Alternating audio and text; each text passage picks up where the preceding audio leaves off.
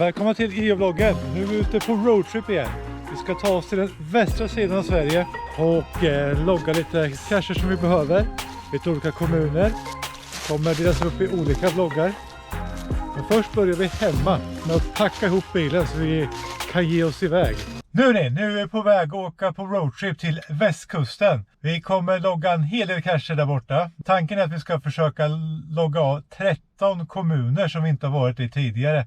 Och så lite andra cacher som vi behöver för att klara olika utmaningar. Och på den här resan så kommer vi sova i bilen 2 nätter.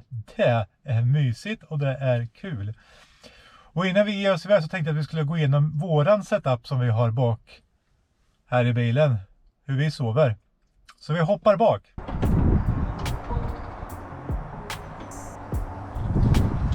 Tja! Jo, vi har en luftmadrass här på ungefär 10 cm tjock som vi har pumpat upp. Sen har vi en vanlig madrass som är kanske 2-3 cm med ett lakan på. Sen har vi varsin sovsäck. Sen ska vi ha 2 kuddar. Frågan är vart de tog vägen.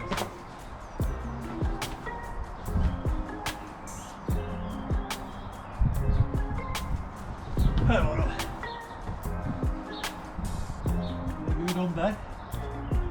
Så här ligger man ju riktigt bra när man är iväg. Sen har vi tonade rutor, så står man utanför så ser man inte direkt in. Man måste gå ganska nära för att se. Nu har vi olika fack under madrassen som vi stoppar in liksom våra skor eller kläder och så. Sen nytt för den här resan är det här nätet.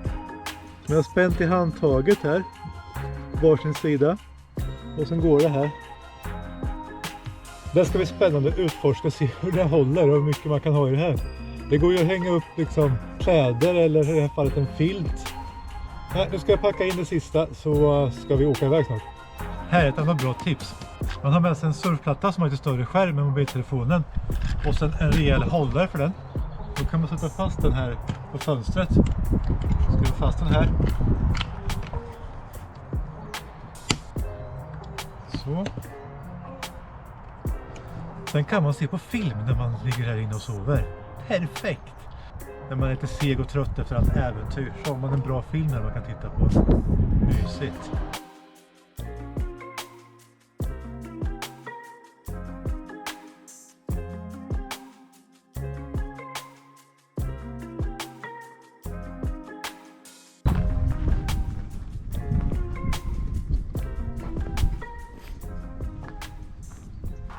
Nu har vi åkt ett par timmar och behöver sträcka på benen så vi går till vid Källvene kyrka för att leta efter en cache med 150 favoritpoäng.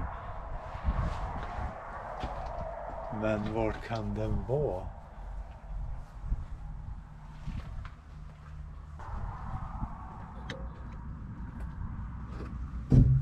Det var ju bara svår i 2.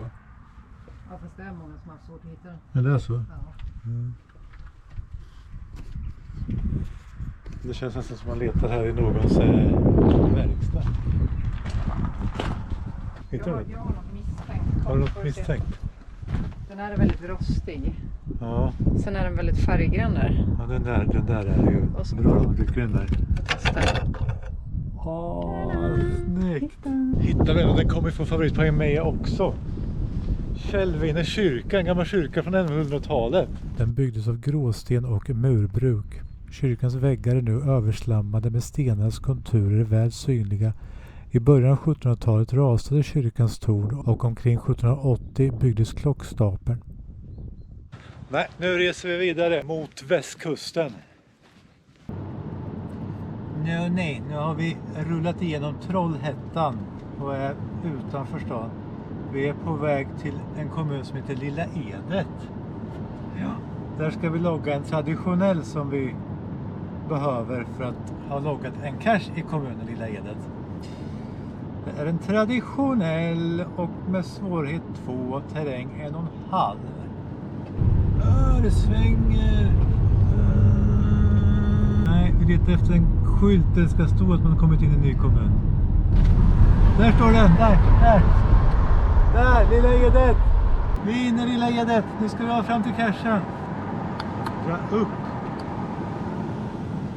Nu stopp. Nu ska in på den här vägen tror jag. Är det inte där? Jo. Där in ska vi. Här kan du parka. Han är så stel. Han börjar bli gammal. Klarar ingenting. Nu ska vi ta oss upp till vindkraftverket här.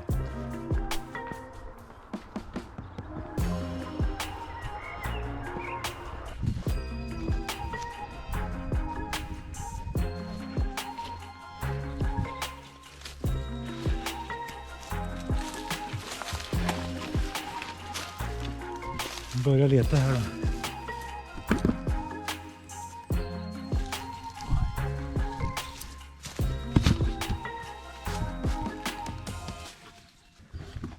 Vad hade vi för terräng? Så 1,5 var inte så hög.